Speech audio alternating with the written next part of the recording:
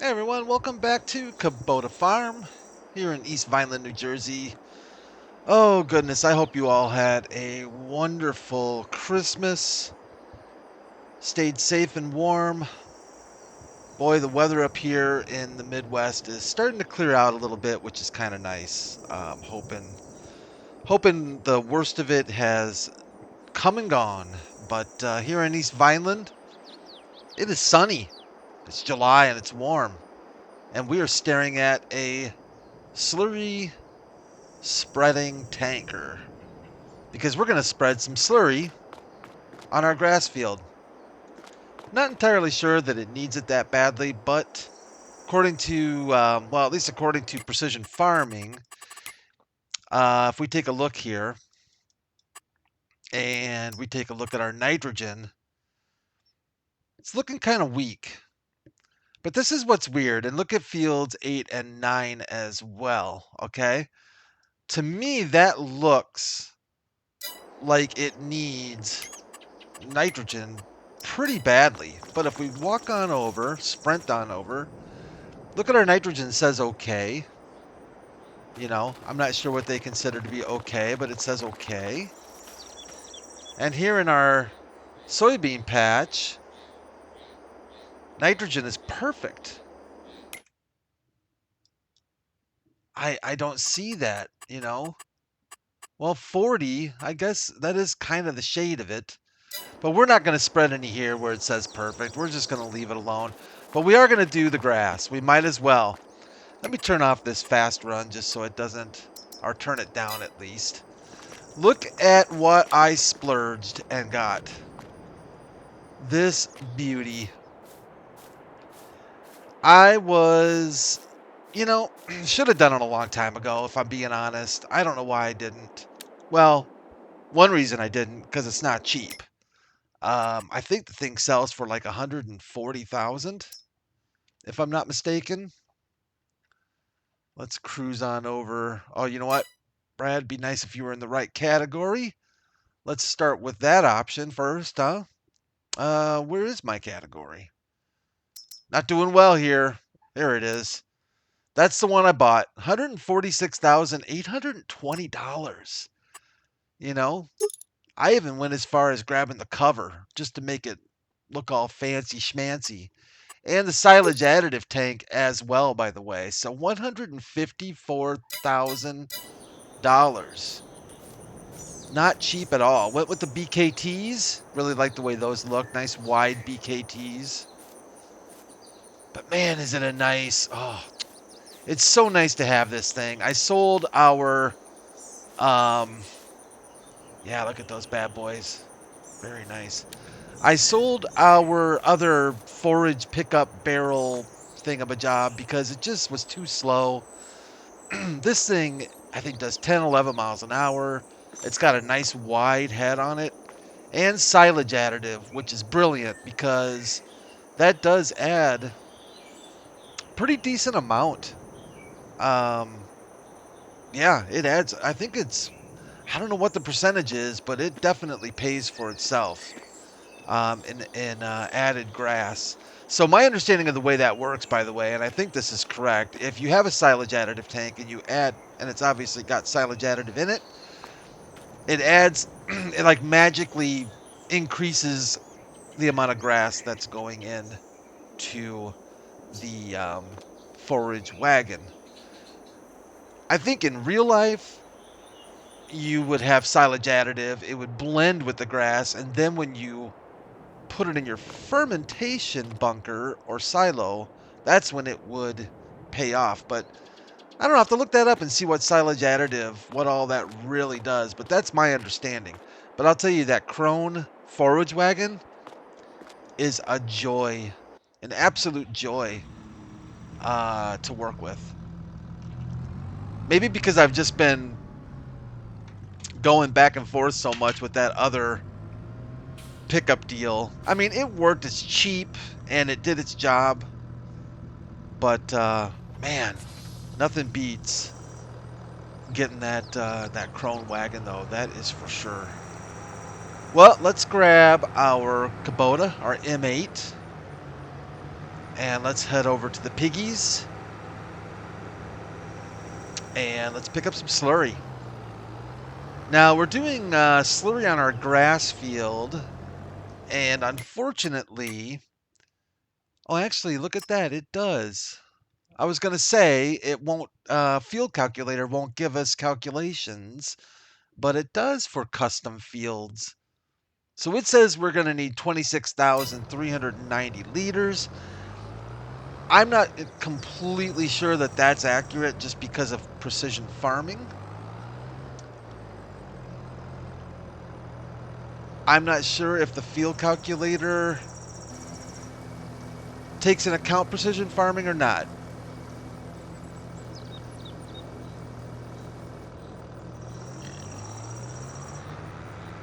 How much did that thing hold? About 15.5.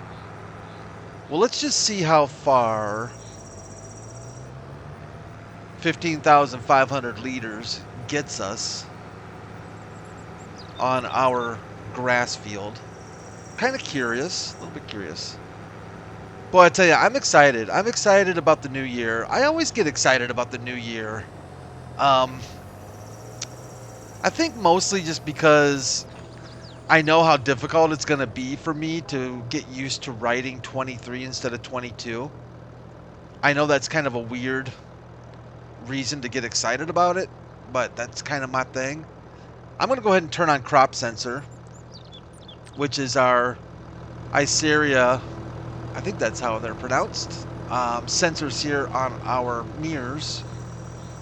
And when I rented this, I wanted to mention this, and maybe someone can explain. I think I kind of understand it, but maybe if you've got a better explanation for me.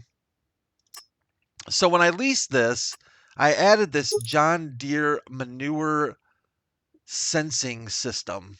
Not cheap, by the way. It added a few $100s to the lease, but according to this, it says the John Deere manure sensing will detect the nitrogen in your manure, as the nitrogen in the manure is never homogeneous. That's a big word. I had to look that up, by the way. No, I'm kidding. Homogeneous. This sensor guarantees the application of the same nitrogen amount all over the field. Pretty good description. I just don't know how that works in with the game. But we're going to go for it. And let's see if we can get some slurry put down.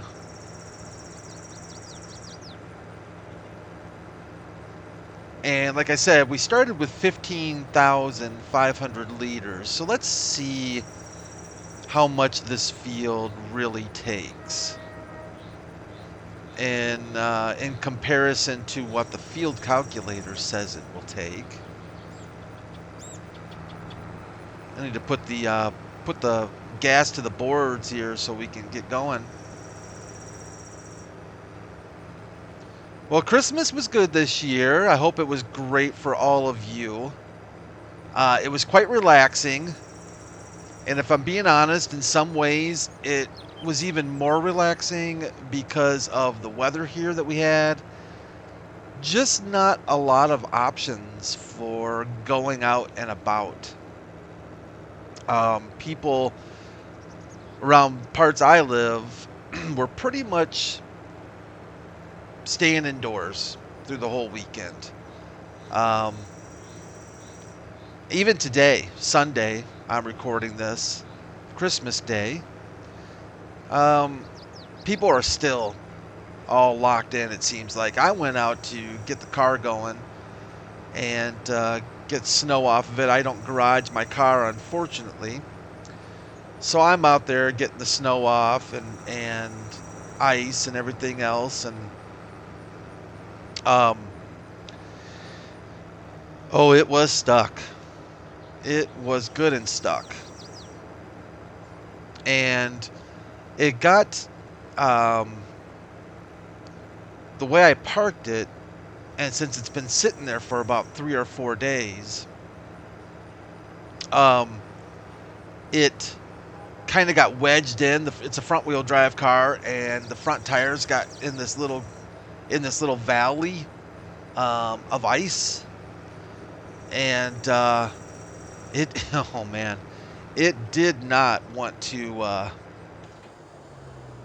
cooperate by any stretch of the imagination. So I'm out there with a ball peen with a ball peen hammer, excuse me, and a chisel, trying to get. Oh boy, it wasn't pretty, that's for sure. But I was able to get it going and get it unstuck. Actually, a neighbor came over and saw me struggling and was mercifully asked if they could help, and of course I accepted that help because it wasn't going to work otherwise. Let me scooch this over just a little bit. I think I'm going to need that blue scooched over. All right. Let's get to it. We'll use GPS, and we'll get this field taken care of.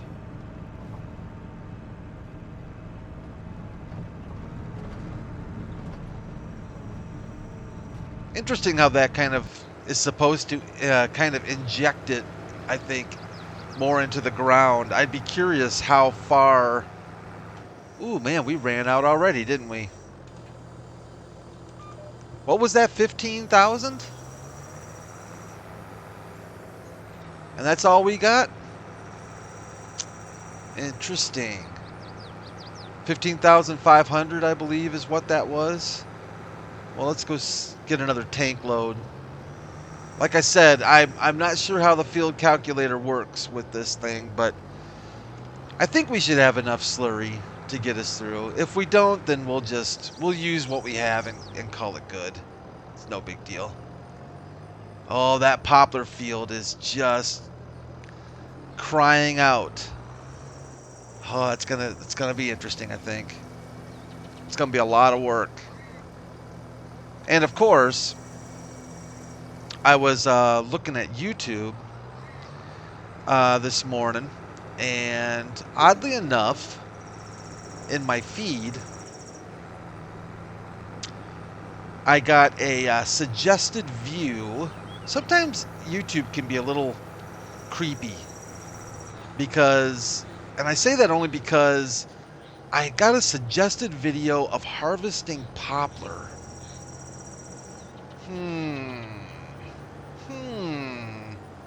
Google, how did you just happen to know that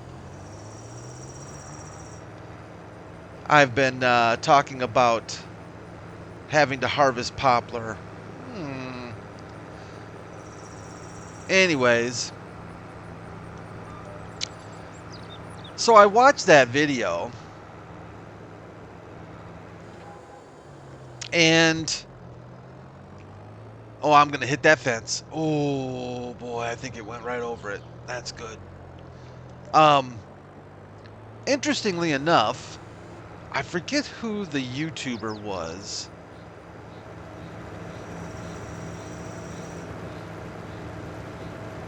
Just checking this gizmo out. Kind of cool, actually. I forget who the YouTuber was, but they were talking about poplar and planting it and all, this. That was kind of a tutorial thing, right? It's not very complicated, but excuse me. The one part that got my attention, and I kind of was like, huh?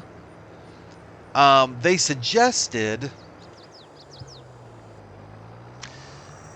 in fact, I think they said you might be tempted to plant poplar close together, like I have it planted, by the way, versus when you normally plant it, it's going to be, if you've planted poplar before, normally, you know what I'm talking about. You get like these 2 rows, and then there's a space, and then 2 rows. It almost looks like a, kind of an orchard type of thing, right?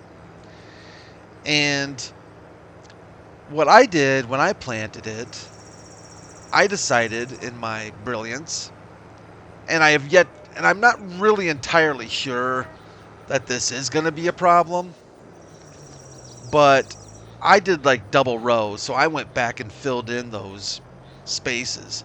And for some reason, this YouTuber seemed to think that it was better to leave those rows open.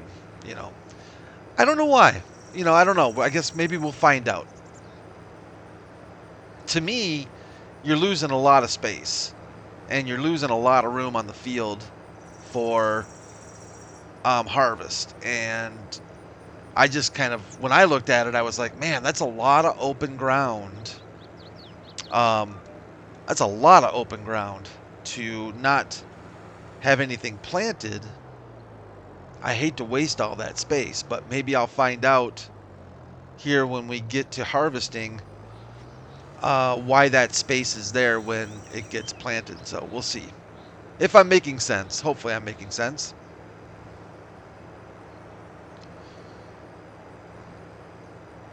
And I think the one thing I was a little bit not sure about, but did find out, I think for sure now, is poplar is, will just keep growing back. It's not like sugarcane where it's got 3 harvests.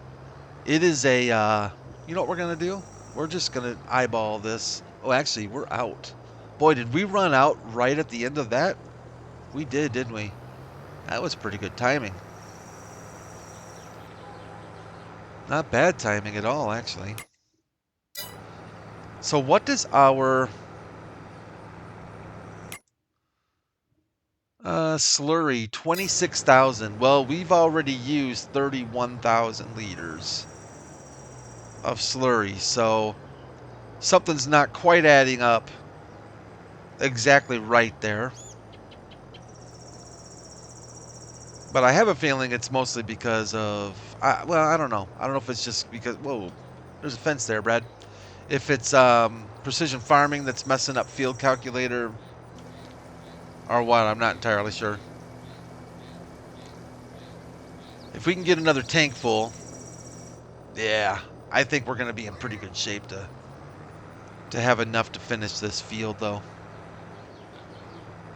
So that's my understanding. Poplar will grow back and grow back and grow back until you plow it under, basically. So, unlike sugarcane, I guess, that has 3 harvests, poplar is unlimited. And if that is the case, which I believe it to be true, then yeah, I think poplar can definitely be a worth doing, and it can be a good source of income. For us, unfortunately, we're going to have the expense of leasing the forage harvester and the poplar header. I think our trailer will be fine. I think our trailer will do... basically, the trailer just has to do wood chips. So, and I think our trailer will do wood chips. So I think we'll be okay there. But we are going to need to lease a forage harvester and the header. And that's not going to be cheap. But we're going to do it. We are going to do it. I don't think we're going to bail. I think we're just going to go straight to forage harvester. And I did find out that our silo over yonder there will house wood chips. So it will take the wood chips that we get from the poplar. It will, we can store them in that silo over there. Now, I don't know if that is typical with a normal in-game silo or if the modder who made this map put down a multi-fruit silo. And that's why it'll do wood chips, because I didn't think wood chips could be stored normally in a base game silo. I could be wrong, but I thought I thought you needed some kind of bulk storage for wood chips. Let me see if this little gap right here I missed. I figure why not? Let's just grab that while we're here.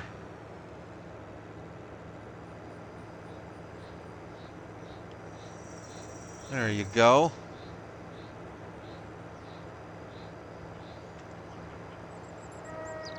I think that's it. Whoops. We don't want that. We can fold this bad boy up. We can take a look at our precision farming map, and that definitely, excuse me, cleared, well, seems like to me it made a difference for our nitrogen value, but now our pH value is a little low. I think we're going to get away with one more cutting with pH with our, and then we'll have to lime after we do our fall grass cut. I think we'll probably have to lime this up. So what do we do with the remaining slurry in here? I think we can drop it off at this slurry tank here. And can you also drop off extra slurry? Can we drop it off just over here at the pigs and put it back? Or not so much? Maybe not so much. I don't think so. Let's check it out. I don't think so, though. Yeah, it's not looking like you can. And I don't think there's like a... Well, let's go see if we can drop it off. For some reason, I thought you could drop it back off at the pigs, but I guess not. Maybe that's why this big tank is over here for dropping off extra slurry. We should be able to drop it off on this at this thing here, though, I would think.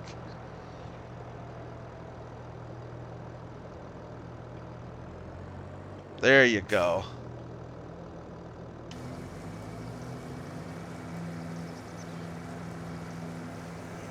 And we'll put those extra deals in there. So, oh, I didn't even really pay attention, but we definitely used more than what? We used about 33,000 liters on that field, I think it was. How much slurry do we have left over then altogether? Boy, we still have 50,000 liters of slurry that we can use. I'm kind of tempted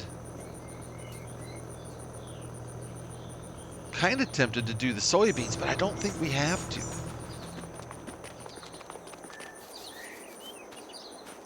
Yeah, it's just not probably worth the time doing. They look good. How's our poplar looking? 13, so next month for poplar. Excelente. Well, I would say we're done with this tanker. Just to be on the safe side, let's take one more quick peek. Yeah, see, these are all good to go. Our cornfields are with soybeans, isn't there something with soybeans to where you... Oh, our score's heading up. That's good to see. That's very nice. I thought there was something with soybeans where you didn't have to do something for them. Is it roll them or... No, we rolled them, didn't we? I thought soybeans didn't take something.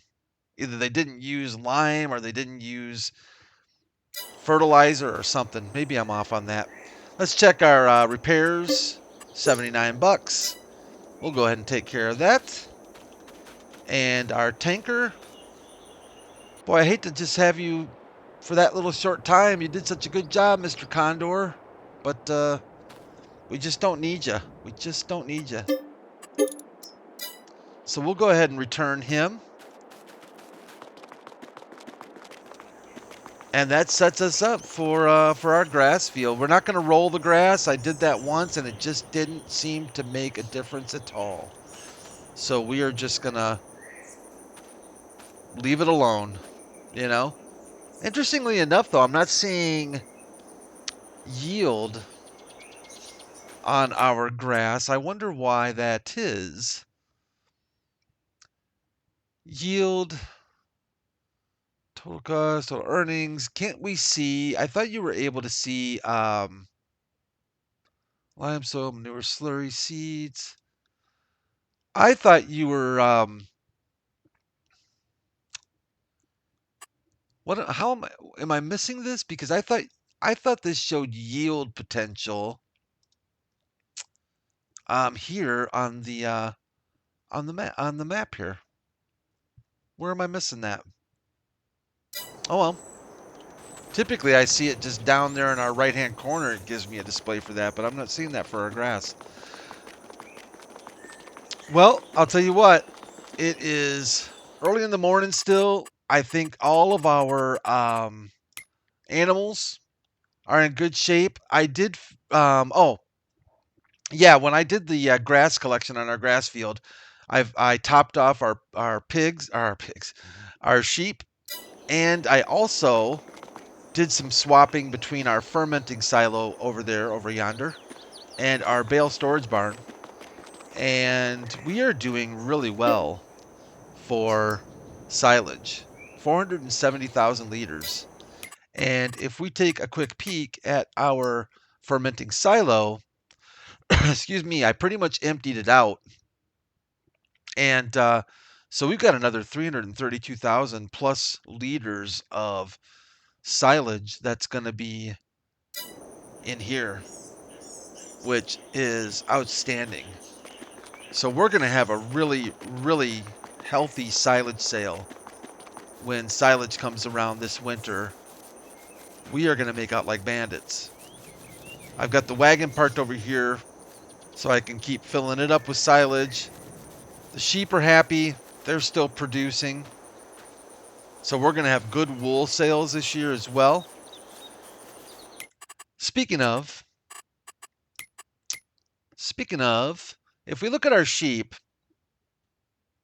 and we look at some of the older ones here, I am wondering with these, I don't see why we should sell them. I don't know if it's worth selling sheep and replenishing them with younger sheep.